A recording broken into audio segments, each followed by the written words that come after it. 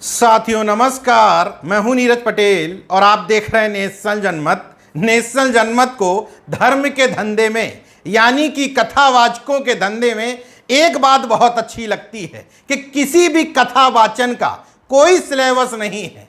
किसी एक व्यक्ति के ही जन्म या विवाह को बताने के सबके अलग अलग तरीके हैं।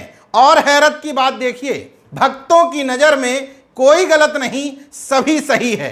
जो ये बता रहा है वो भी सही, जो इसका विरोध कर रहा है वो भी सही।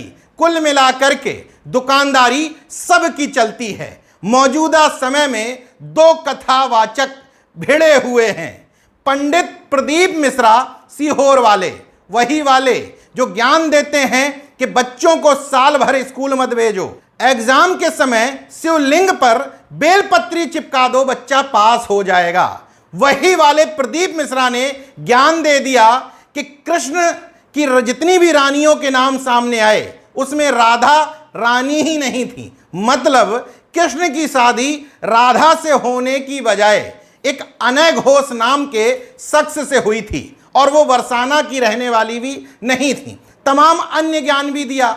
तो जब राधा रानी और श्री कृष्ण पर ज्ञान दिया तो अब इन पर आधारित जिनका धार्मिक व्यवसाय है उनको तकलीफ होना स्वाभाविक थी। तो प्रेमानंद महाराज, जिनका असली नाम अनिरुद्ध कुमार पांडे है, उनको बेहद तकलीफ हो गई।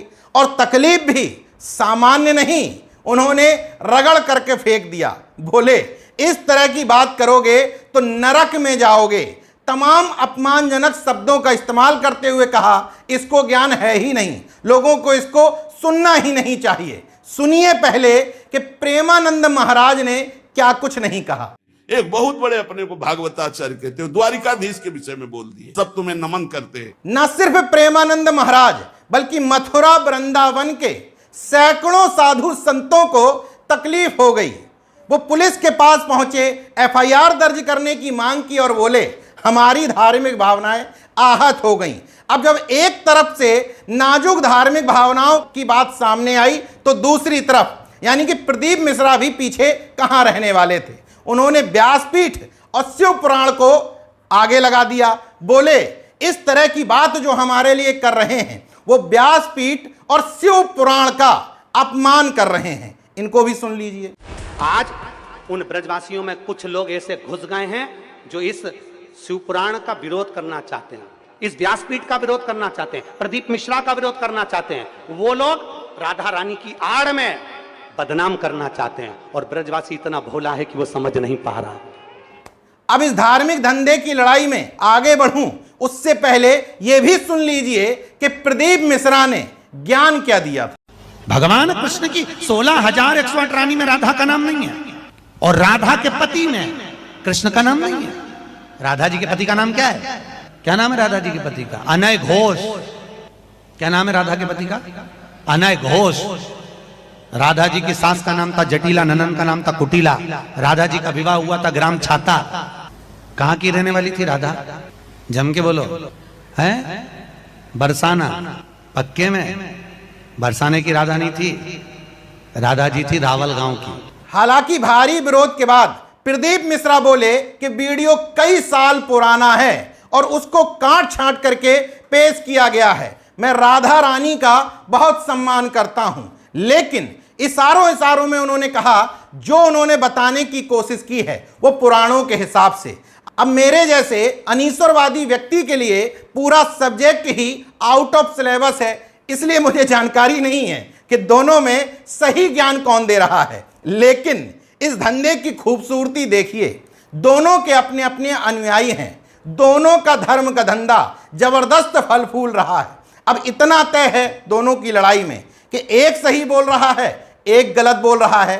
इसके बावजूद दोनों के अनुयायियों में रत्ती भर भी कमी नहीं आएगी, क्योंकि इस कथावाचन का, धर्म का धंधे का कोई भी सिलेबस है ही नहीं। सूर्य की उत्पत्ति कैसे हुई, हनुमान की उत्पत्ति कैसे हुई, राम की कैसे हुई, हर कथावाचक का अपना अपना ज्ञान है। यहां तक कि प्याज लहसुन पर भी 5 अलग अलग कथावाचक अलग अलग ज्ञान दे देते हैं। पांचों के भक्त आंख मूंद करके स्वीकार कर लेते हैं कि मेरे वाले ने बिल्कुल सही जानकारी दी होगी। बहरहाल पूरे मामले में झोल यहां पर है कि प्रदीप मिश्रा सीहोर वाले का धंधा शिव जी से है, मतलब शिव पुराण और कुबेश्वर धाम के नाम पर वो अपनी धार्मिक दुकानदारी चलाते हैं।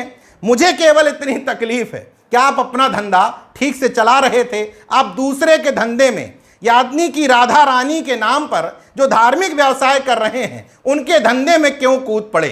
अब राधा रानी पर कुछ बोलोगे तो स्वाभाविक है उनकी आस्था के साथ ही साथ उनके धार्मिक धंधे को चोट पहुंचेगी, तो वो ऊट पटांग तो बकेंगे ही, मामला पुलिस के पास तो पहुंचेगा ही। बहरहाल इस पूरे खेल में एक बात जरूर सामने आ जाती है कि इस धंधे में जानकारी की, ज्ञान की कोई जरूरत नहीं। अपने अपने ढंग से जो सही तरीके से अपने भक्तों को मूर्ख बना ले जाए, धर्म के धंधे में उलझा ले जाए, वो उतना ही बड़ा ज्ञानी है। बाकी देखते रहिए नेशन जनमत, जागरूक और सजग बने रहिए।